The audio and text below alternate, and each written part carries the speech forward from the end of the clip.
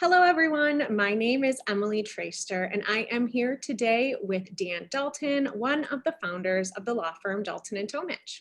Dan has helped a number of churches leave the United Methodist denomination and keep their property. Thank you for joining me today, Dan. It's great to be here, Emily. Great.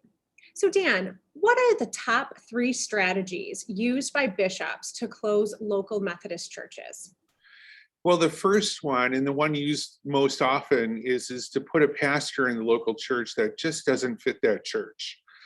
As most of you know that are members of a church and have probably gone through this process, if the bishop or the district superintendent places a pastor in your church that just doesn't fit with the members, that doesn't align theologically with the members, doesn't like the members, doesn't agree with the members, doesn't necessarily even want to be there, that's going to cause people to go away.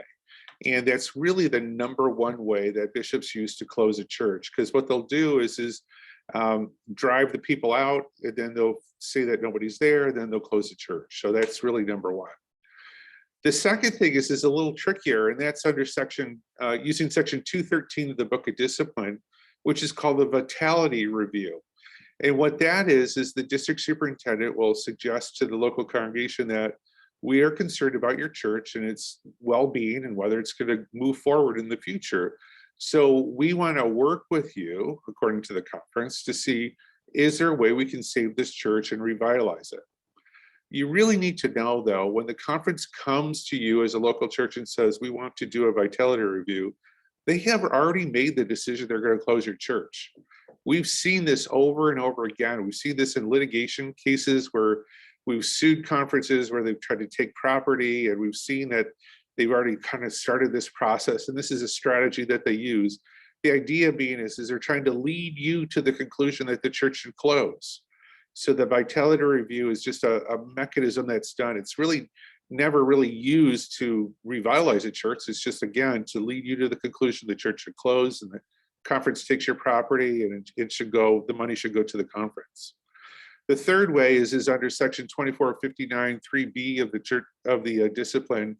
That's the exigent circumstances provision.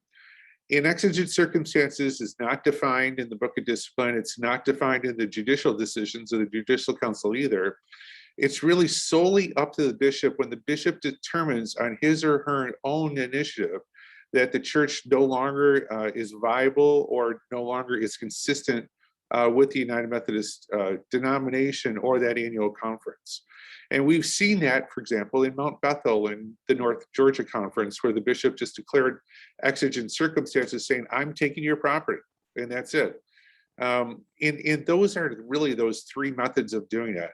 So if you have the bishop or the district superintendent send you a pastor that's just has bounced around from church to church to church and has never really caught on anywhere, and is just someone that just doesn't get along with his congregation or is not theologically aligned, you're going to know they're going to close a church. If they suggest 213 vitality review, you should know that they are planning to close a church. If they suggest 25 or 2459 3B, they are going to close a church and take your property.